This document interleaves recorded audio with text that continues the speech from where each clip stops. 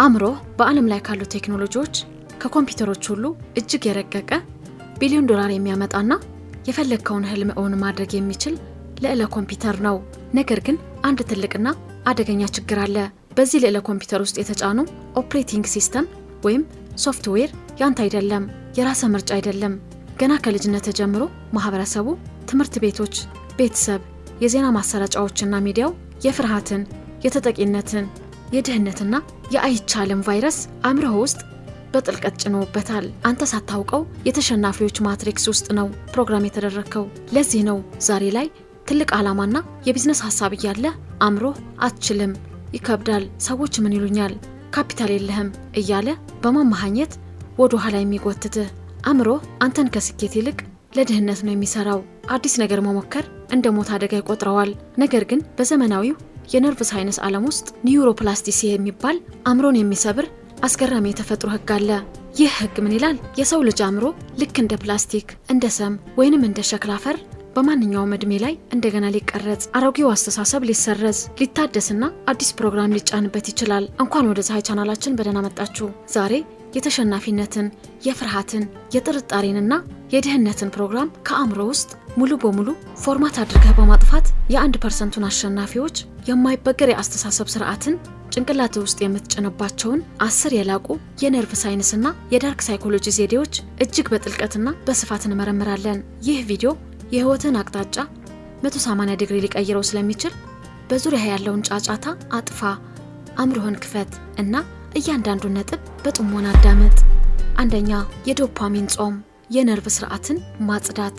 አእምሮህ እንደ አዲስ ለመቀየር መውሰድ ያለብህ የመጀመሪያውና እጅግ ወሳኙ እርምጃ አእምሮህ ደስታን የሚረሳበትን ወይም የሚሸለምበትን መንገድ ማስተካከል ነው።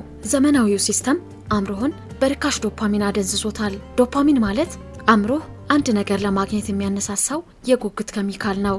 ዛሬ ላይ ጧት ተነስተህ ሶሻል ሚዲያ ስታይ፣ የሰዎችን ፎቶ ስታይ፣ ፊልም ስታይ ወይንም ስትዝናና አእምሮህ ያለምንም ልፋት ይሸለማል። ምንም አይነት ከባድ ስራ ሳትሰራ ዶፓሚንን በነፃ ያገኛል። ታዲያ ለምን ብሎ ላብ አውጥቶ ታግሎና ተጨንቆ ቢዝነስ ይሰራል?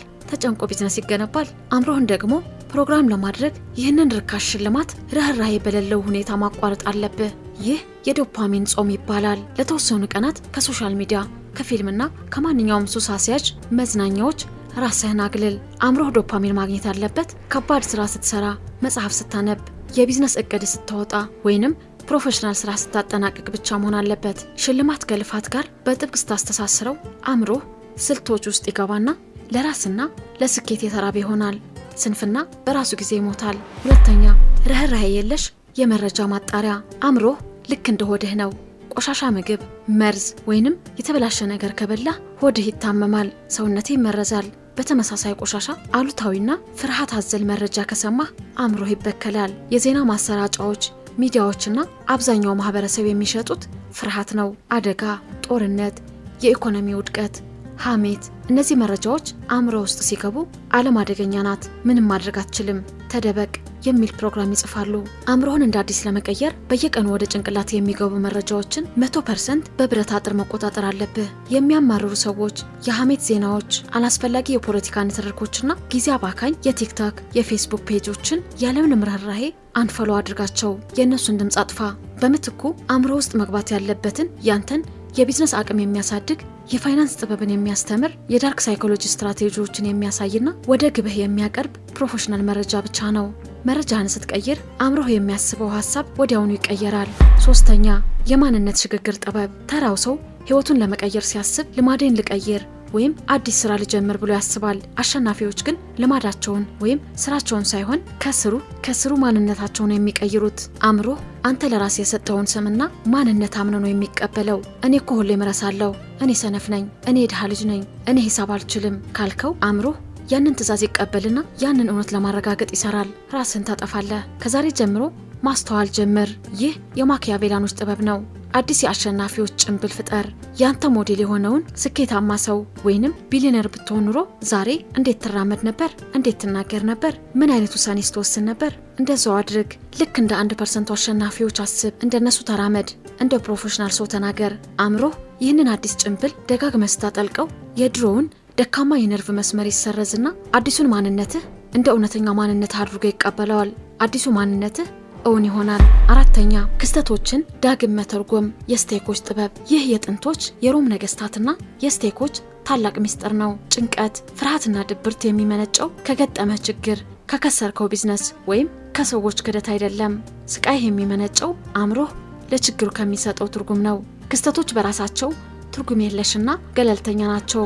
አእምሮህን ለመቀየር ለክስተቶች የምትሰጠውን ትርጉም ቀይር። ለምሳሌ ቢዝነስ ሲከስር አበቃልኝ እኔ ውድቅ ነኝ ከማለት ይልቅ ይህ የማይሰራበት መንገድ ያወቅኩበትና ወደ ላቀ ደረጃ የሚያሸጋግረኝ ምርጥ ዳታ ነው ብለህ አስብ። ሰዎች ሲተቹህ ጠሉኝ፣ አዋረዱኝ ከማለት ይልቅ እያደግኩ ስለሆነ ትኩረት ስላገኘው ነው።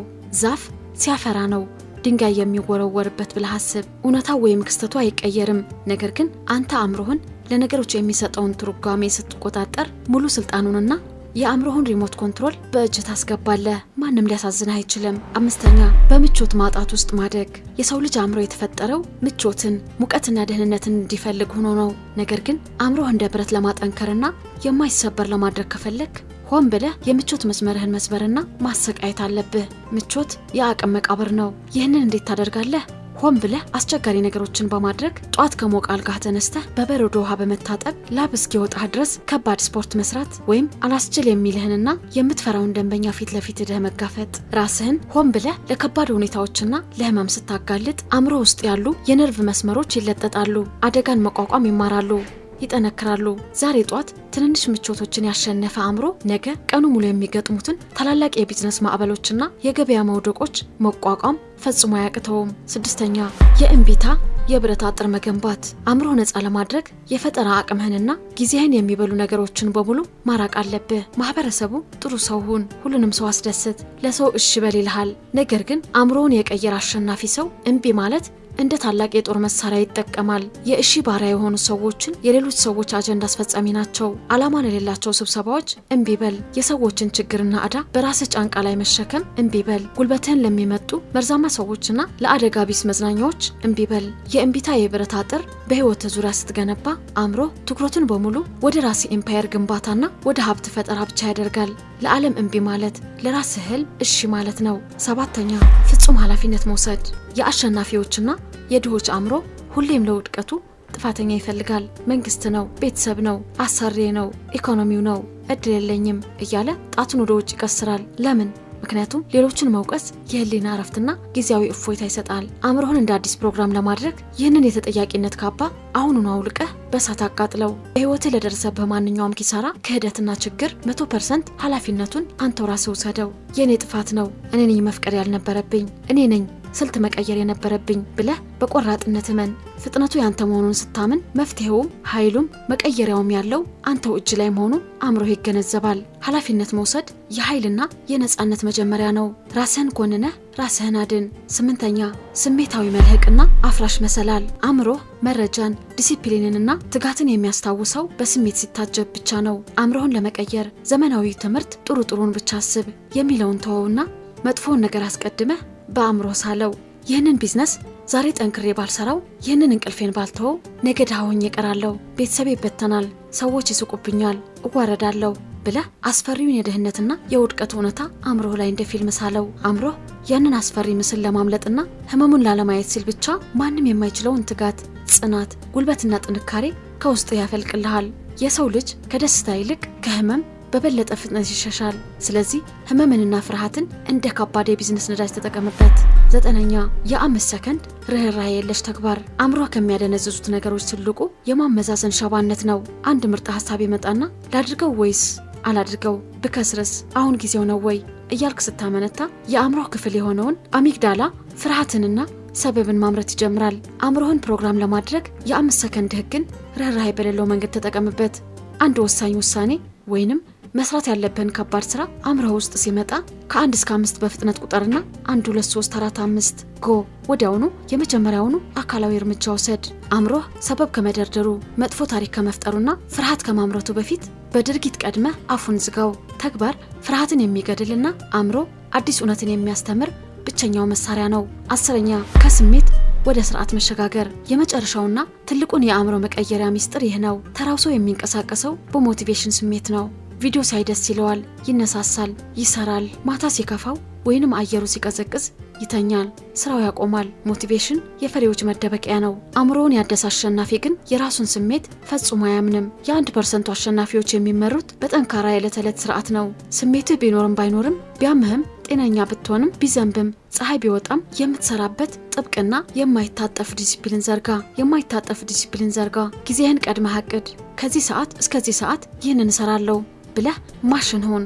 አእምሮ ከስሜታዊነት ወጥቶ እንደ ፕሮፌሽናል ሮቦት ስራን በስርዓትና በብቃት ማከናወን ሲጀምር የገበያውን 99% ተፎካካሪ በቀላሉ ታጠፋዋለህ። ስኬትና ሀብት እንደ ጥላ ይከተሉሃል። የፀሐይ ቤተሰቦች፣ አእምሮህን መቀየር ማለት ቪዲዮ በማየት ብቻ በአንድ ጀንበር የሚሰራ ተአምር አይደለም። አእምሮ መቀየር ማለት አሮጌውን በስንፍናና በፍርሃት የተሞላውን ማንነትህ ርህራሄ በሌለው መንገድ ገድለህ አዲስ ቆራጥና የማይበገር የ1% ማንነት መፍጠር ማለት ነው። ይህ ሂደት ከባድ ህመም አለው። ጓደኛ ያስጠላል፣ ጊዜ ይወስዳል፣ ግን የህይወት ዘመን ነጻነት ያጎናጽፋል። ሲስተሙ በጫነብህ የድህነት የተጠቂነትና የፍርሃት ፕሮግራም መኖርህን አሁኑን አቁም። ዛሬ በዚች ሰከንድ የአእምሮ ሪሞት ኮንትሮል መልሰህ ተረከብ። ከነዚህ 10 ጥልቅ ዘዴዎች ውስጥ አንዱ እንኳን ዛሬውኑ ወደ ርህራሄ የለሽ ተግባር ቀይረው። ይህ ጥልቅ ትንታኔ አእምሮአችሁን ከሱር ከነቀለው ቪዲዮን ላይክ በማድረግ አጋርነታችሁን አሳዩን። በማህበረሰቡ ፕሮግራም ታስረው አቅማቸውን ለባከነው ወዳጆቻችሁ ይህንን ቪዲዮ ሼር በማድረግ የአስተሳሰብ ነጻነት ቁልፍ ስጧቸው።